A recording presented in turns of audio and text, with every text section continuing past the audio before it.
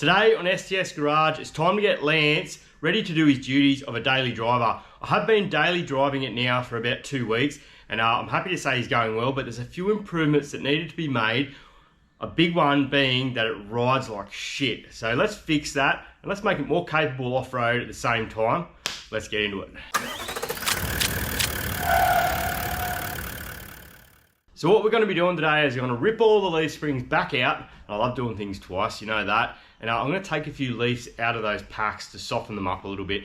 Most of what Lance is going to do in its lifetime is just be a camping rig and a daily driver. I really am serious about daily driving this thing. I love driving it around. It's a real adventure every time you go somewhere, just whether you're going to get there or not. So look, it's really important to make it ride half decent.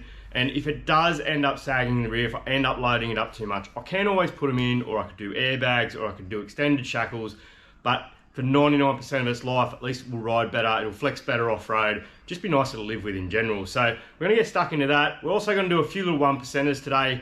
I don't know if you guys have seen the shorts, I did buy a parts car. I'll put a few B-clips in here so you can have a look around. 90% of what I bought that for was the motor, gearbox and transfer. And down the track, we're going to rip that motor out, do a full rebuild and get it ready for a turbo.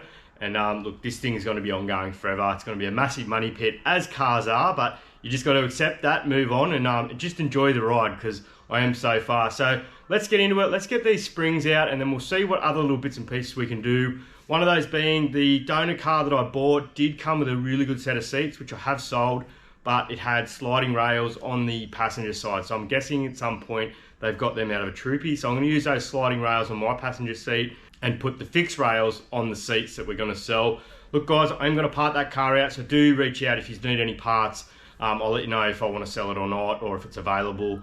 Most of what I've got that car for is engine gearbox transfer, as I said, so most of it will be sold. Yeah, so we'll get in and rip these seat rails off, get them out the back, paint it up, ready to put on mine, rip mine off, put on those, because I do have to post them out or ship them out.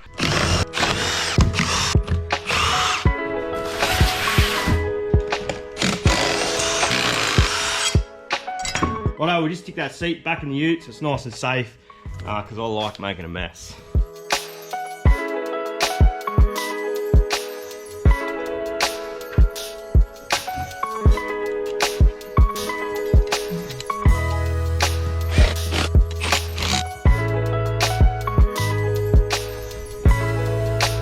They are ready to go back in as soon as that paint dries, and it's all I could do to not bolt them back on and stick them back in, because that's the way I get things done.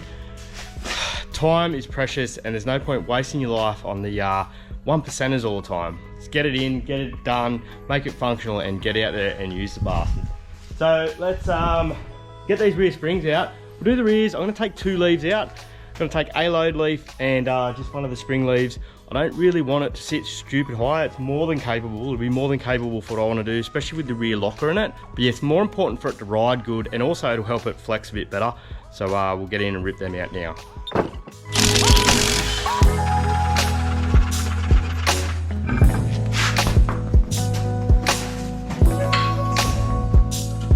Righto, everything's supported.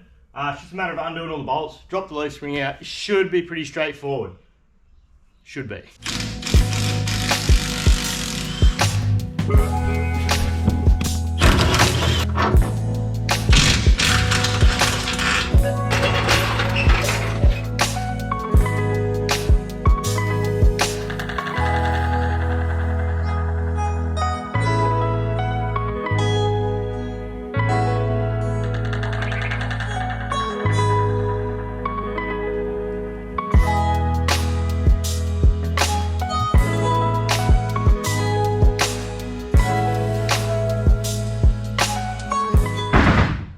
Okay, so I have strangely been laying in bed at night thinking about which leaves to take out, and I've settled on the third one in of your initial take up, and then I'm going to take out the middle load leaf as well.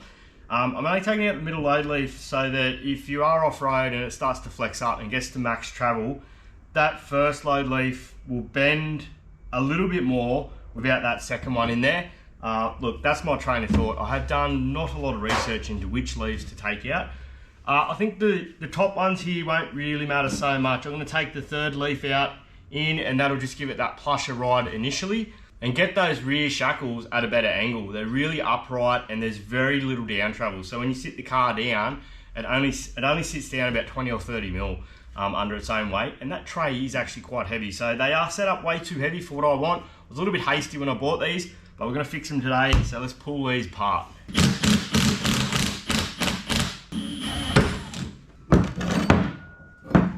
Okay, so I'm gonna remove that one. That'll let that first load leaf flex a bit more before it takes up on this bad boy. Now, the theory is here that if these do sag over time and then I end up with heaps of weight in that thing permanently or for most of its life, I can add a set of airbags. And I know everyone will go, you can't use airbags with leaf springs, they bend the chassis. Look, I have sort of been of that belief. With the 79, I set it up just to be, you know, a tower and a heavy hauler all the time, so it rides pretty stiff. This one is going to be my daily, so if you use those airbags correctly and don't overinflate them, they do work quite well. It's either that or we use an extended shackle just to give it a little bit more lift. And look, the legalities of that I'll worry about, but I just need it to ride nicer. It's going to be all worth it, I think.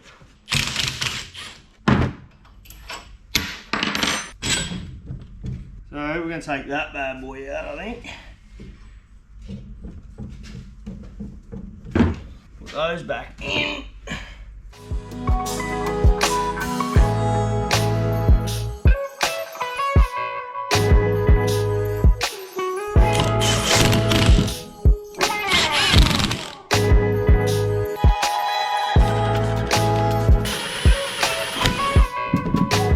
I'd really like to cut the rest of that thread off, but I'm not going to, just in case this is a massive fail and it just sags too much. That should go through the bottom spring mount or shock mount plate that goes on underneath, so it shouldn't get in the road.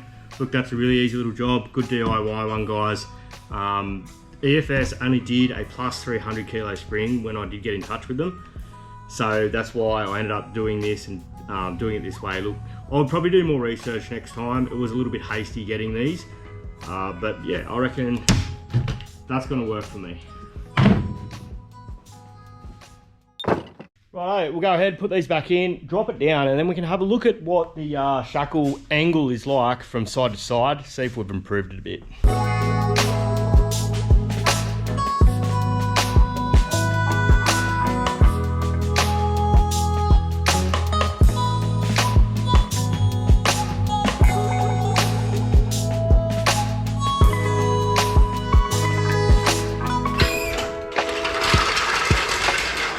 Okay, so the shackle angle has gone back a little. It is quite minor. With a drive, I think it'll settle again.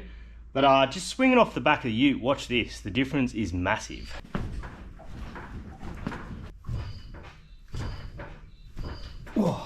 Okay, that is very promising. That initial bump is so much softer, and that's what it really needs.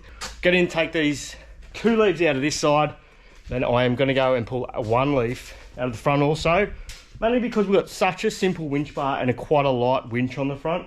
These things used to have 4 posters, big winches, like, you know, your PTO winch and stuff like that, shit hanging all off them, side rails, yeah, so they really were set up for a bit of weight in the front, and EFS would have just matched that, I'd say. So obviously we're taking leaves out of the back, it's going to sag a bit more, so we'll take a bit out of the front as well. I don't want a high truck, I want a nice riding truck.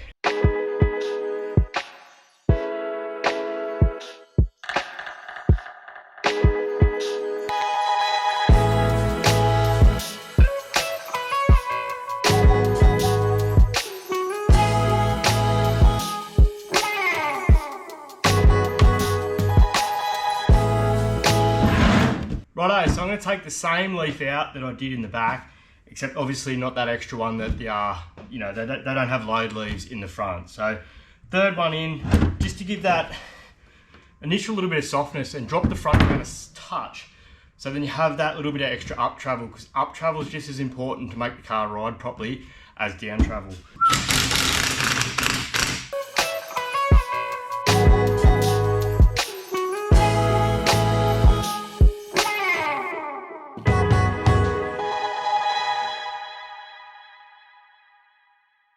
Okay, I'm just going to crawl under it now and tighten up all those shackles and spring hangers and whatnot. You do that once it's on the ground because there are rubber bushes and there is some sort of bite to them. So you want it to settle, want it to sit in its natural position as if you would be driving it.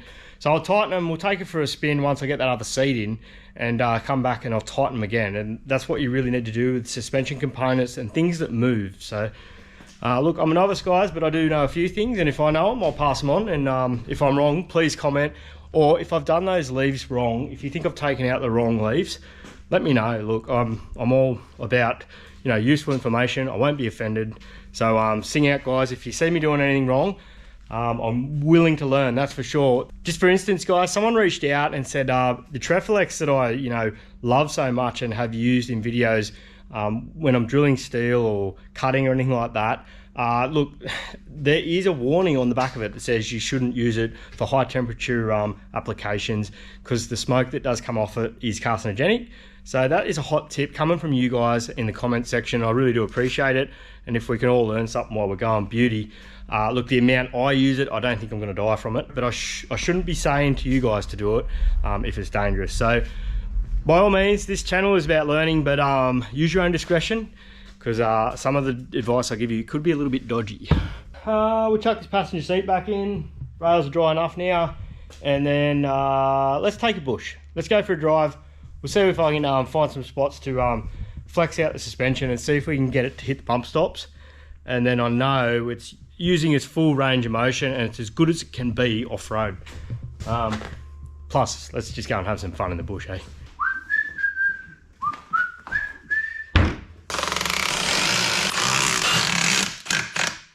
That is truly a score. They're really not that easy to come by, the seat rails, especially not a pair of sliding rails now in the old ute. The wife and the kids will love that because the passenger seat does sit a fair way forward on its fixed rails.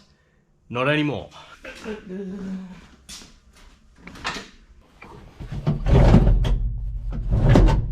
The other thing we got from the donor vehicle was a dash pad with not a split in it, which I don't think I've ever seen before. Toyota still sell those things, but they're $800, which for this kind of build, I wasn't going to do that.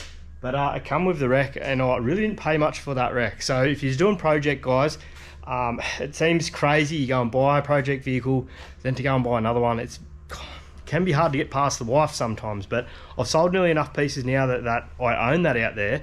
And I've still got engine, gearbox, transfer, full set of running diffs, including a factory disc brake front end as parts, and it's now just about cost me nothing. So it is definitely worth taking that little gamble if you know what you're looking at. And you know, if you're doing a project like this, you end up passionate about it and doing heaps of research. Buy the second vehicle and sell parts off it. Take the bits you need. Heaps cheaper than buying it bit by bit. Anyway, that's time for a break. So let's hit the bush, see how Lance goes. First time really trying to do anything off-road. Flex her up. Well, it's good to be out in the bush in Lance. It's what it's all about. It's why I did it. Today we're just mucking around, I suppose, but it does ride a bit better. Look, it's no limousine. It's never going to be. As I say, it rides better. I've got massive bumps there, but that is better for sure. Probably a little bit of air out of the tyres too. Like, it's got a lot of weight in it, so the track is pretty rough. But I'll find a good spot and we'll try and put it through its paces. Righto, found a spot here. Took some doing.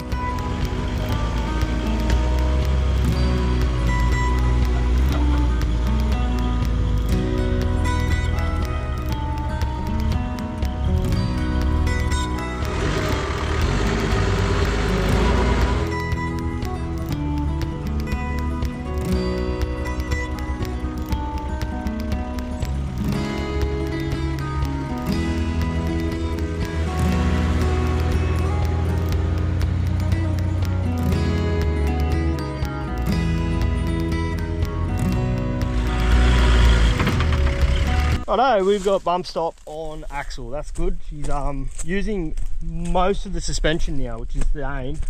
So to work heaps better off-road. Lockers would be handy now. You start to push it a bit too far and she starts spinning tyres obviously, but the back's got a fair bit more droop now. The front is tucked up into the guard really nicely. It's a perfect size wheel and tyre. just perfect for this car. I like the look of you know, a big tyre on a fairly low four drive. I don't like the jacked up look. It's good to work on Lance and then go straight out and test it. So I've got a few more little 1%ers to do. I need to do a gearbox mount. The gearbox mount is actually split, so I'm not trying to be too hard on it at the moment. That is in the mail as we speak from all 4x4 spares. Those guys are so quick. You ask for something and it's on its way. But next time on STS Garage, we're going to get stuck into something a bit more creative and a little bit more fun. I've been wanting to do for ages. Not only that, Lance is going to feature on Smart Touring Systems main channel very shortly. I've got a mate that wants to come along and do some trips, and we're just going to make it hard for the fun of it. Maybe even put the boat on top of Lance.